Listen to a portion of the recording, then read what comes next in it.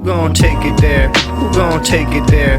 Who gon' take it there? Who gon' take it there? Electricity, electricity, electricity, electricity.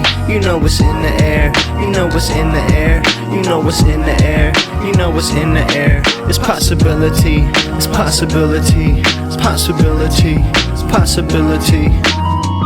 So I want to talk about Cenk Uygur real quick in light of this whole Epstein development and the fact that right now MAGA seems to be kind of turning on Trump a little bit.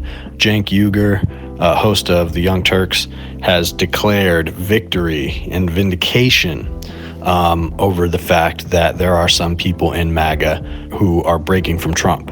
And Cenk has been saying this for a while. He's been pushing this populist versus establishment kind of framework of politics and saying that that was the operating principle that got Trump elected, was people who were anti-establishment, and Trump was able to cast himself as anti-establishment, and that a lot of the coalition that elected Trump is more interested in that anti-establishment figure than they are in Trump himself. Whereas a lot of people on the left, because of the patterns of Trump's presidencies, has been saying that MAGA is not going to break from Trump no matter what. He can do whatever he wants and just lie about it and turn around and completely talk out of both sides of his mouth, and his followers will go along with it. And so now Cenk is saying, okay, I was right, and blah, blah, blah. And anytime I cover Cenk, I think it's pretty clear that a lot of his movements are quite suspicious at this point, and this sort of pivot where it seems like he's trying to reach new audiences and doing what a lot of people pointed out seems to be a, left the left, pivot to the right grift. Anna Kasparian has essentially done the same thing by joining this new show with Jillian Michaels. But I've also pointed out that as of right now, both Cenk and Anna are relatively consistent in certain positions. It just seems like they have gotten frustrated with the position that they occupy on the political spectrum, the left-right spectrum, and so they want to distance themselves from that. They got a little bit uncomfortable with the idea of like trans people, homeless people, immigration. They started to buy into some reactionary narratives about that stuff, and so I think that has been pulling them realistically to the right, and also incentivizes this sort of decoupling of policies like getting money out of politics and healthcare and that sort of thing from the left. Cenk's project right now seems to be trying to pitch that to people who don't consider themselves left, and pitch it not as left-wing policy to see if any progress can be made there. So anyway, like I said, Cenk is declaring victory over this, and I won't take too long to talk about it. I really just want to talk more about the Trump and Epstein thing and then get into some other stuff. I don't have a clip of Cenk saying this or anything. He just posted this tweet that says, "I had a disagreement with many other left-wing hosts. They said Trump voters are all a cult and they would never criticize Trump. Now that even MAGA is ripping into Trump over Epstein, this debate is over, right? It'd be detached from reality to think they're not criticizing him. Why did I think independents who voted for Trump and even some MAGA would break from him? Because I bothered to talk to them. Their politicians are full of shit, but a lot of those voters are genuinely anti-war and anti-corruption."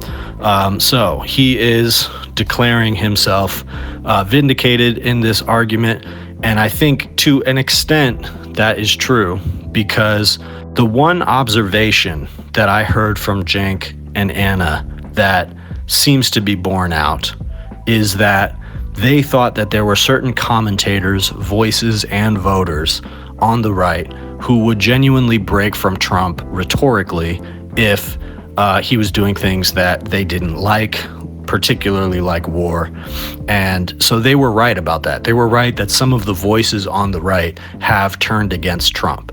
What remains to be seen is what the actual political ramifications of this are going to be. And that's where I don't think Cenk should get too excited about this. I don't think anybody should. And although it does appear that there's a bigger wedge and fracture in the Trump coalition over this than we might have thought, and that's a good thing. My concern with this is that it's not really attached to anything material at all. In the case of war, right? The war with Iran. That was something that was more material, and it seemed like there was some genuinely principled opposition coming from some people on that. But ultimately, by Trump essentially trying to calm everything down after he's the one who dropped the bombs, everybody's okay with that. So everybody's okay with this very American brand of aggression, the kind that Trump said he wasn't going to be doing, promised these very voters and commentators that he wasn't going to be doing.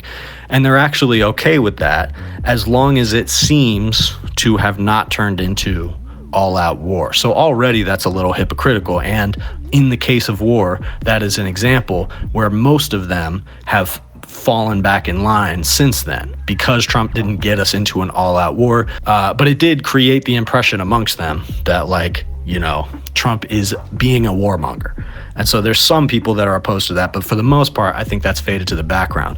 And in the case of this Epstein thing, my concern is that this is not anything actually material, it's purely symbolic. And so the idea not only that some list is going to get released, but that it is going to result that the Trump administration especially is going to go after some of these people who are on the list, aside from the fact that Trump himself is, I believe, the most powerful and the main person that is implicated in those lists. The idea that he's going to go after people and prosecute, so nothing's going to happen. Even if this list gets released, nothing other than that is going to happen. And so I don't know that this is a strong enough premise for MAGA to actually turn on Trump. And what I think is going to happen is that this news cycle is going to turn over, more things are going to happen, and all of the different issues, whether it's immigration or some kind of disaster that happens, economic changes that happen, or more global conflicts that come up, the things that generally have caused people to drift towards Trump and be favorable towards Trump are still going to be there. And once those conversations take the spotlight again, that is when I think most of these people are going to drift back towards Trump. The only thing that I think puts a possible wrench in that, because that is 100% the political dynamic that we have seen. And a lot of people on the right, I believe, have been so radicalized against Democrats. And this was the dynamic of the most recent election when it comes to right-wing voters, that, there's no chance that they're going to vote for any Democrat, so they flock to Trump. And I think over and over again, that political pattern has sort of repeated itself. It's the inverse of what happens on the left, where Trump is bad enough that people will vote for Democrats against him, except that pattern didn't hold in this most recent election. And I think the main thing that might change the political dynamic going forward is that Elon has started this third party, and there's two reasons that I think that might actually make an impact. First of all, Elon is the richest person in the world, so if there's anybody who can get a third party off the ground, it is the richest man in the world. And also, he seems specifically to have the aim of drawing a wedge in the Republican Party. And so I think that if Elon follows through on that, the chances that they are going to start trotting out some candidates that people drift to instead of Trump, people that give them the same anti-woke culture war rhetoric but claim to be a change from Trump, and people are going to drift in that direction. Who knows how effective that's going to be? It's very unlikely they're going to find someone who's going to be enough of a lightning rod that it's going to totally draw attention from Trump away. And what's more likely to happen is that it's just going to split the vote, which would be good. Except Elon, I do think, is ideologically driven enough that if he feels like the only purpose that his third party is going to serve is helping Democrats win, I think he is going to change course. So what exactly that's going to look like, I don't know. But I do know that the chances that Elon is going to float some weirdo that people start talking a lot about is very high. And I don't think we should underestimate the fact that this Epstein thing has been the thing that's driving a lot of chatter and a lot of anti-Trump sentiment, which is directly related to the fact that Elon recently made the statement that Trump is in the Epstein Files on Twitter. So he says that on Twitter. And then shortly after, they do this cover-up thing. And then on Twitter is where you see a lot of this rhetoric being driven against Trump. This, oh, he's a traitor, and the Epstein Files, the Epstein Files, the Epstein Files. So I'm not saying that it's totally fabricated. Does seem like the base is against him on that, and some, organic voices are speaking to that effect. What I'm saying is that it's been clear for a while that Elon does in fact wield a very powerful political weapon. Twitter has always been a potent political weapon, and Elon's goal was to make it the weapon of a singular person, which is himself. So we should not underestimate the extent to which Elon has decided he's going to use his political weapon against Trump to hurt Trump politically, steal the spotlight away from him, and who knows, in his mind, he wants to probably determine the future of American politics. So that could go in many directions, including some very awful ones, but it also could just kind of hand the election back to Democrats the next time around, which would only be a bad outcome because Democrats would not learn anything from that at all. The Democratic strategy of just being hands off and letting Trump and his administration self-destruct, as of right now, is working. Their stupid play dead strategy is actually working right now. But the problem is that if they are able to sail to election again off of that, then we're just going to repeat the same pattern forever. And we should definitely not underestimate the political machine that Elon Musk is building. He is trying to take control of this situation. We shouldn't underestimate how much he calculated his saying that Trump is in the Epstein Files, followed by this whole, the whole news cycle has turned against him on that. And then now, the only way out of this that I could see for Trump is Ghislaine Maxwell is now saying that she will testify in front of Congress about who's on the Epstein list. So Congress, the reporting right now is that Congress doesn't want that and they're scrambling about it. But she has taken the moment to come out and say that. And it's possible that with the amount of support that would get in the right-wing base, that might actually happen. And what I could see that she's doing, there's no reason that she would do that. She's going to come out, use this moment to come testify in front of Congress just to say that Donald Trump is in the Epstein Files. Why would she do that? He would just come after her. There's no incentive for her to do that. But there is an incentive for her to come, testify in front of Congress, out some people, and say Donald Trump was not in them. Why? Because then she gets a pardon. So this whole thing, this whole Epstein Files thing goes away. Donald Trump gets to claim, hey, we got it out there. Ghislaine Maxwell doesn't put his name in it. His name is cleared. She gets a pardon. That's what I think the play is there. And once again, we should not underestimate, if that plays out that way, 100% the base is getting back behind Trump. They just want the red meat. And so if they get something, if they get a list of people and Donald Trump isn't on it, and they get to go on pretending that Donald Trump isn't the main one implicated, and they get to continue supporting all of his policies that they like, they're going to take that opportunity. So Cenk was right that there were voices and people within that coalition that were ready to break from Trump. However, I don't think he should declare victory yet, because we're only 6 months into this and Trump has plenty of time to give them some kind of excuse to get back in line. So the last thing I want to mention before I go is this Alligator Alcatraz prison has been opened, and the conditions of it are immediately coming under scrutiny. There have been some lawmakers allowed in and some reporters, and the conditions of this thing are absolutely horrible. People are packed into this. It's horrifically thin walls. These are just tents, so there's giant bugs and all kinds of disgusting shit and just horrible facilities. According to people who were in there, you've got people shouting like, I'm a US citizen, and like, help me out. And there's no way to account for these people. So in Florida, ICE is detaining people and sending them to this prison without properly accounting for who they are.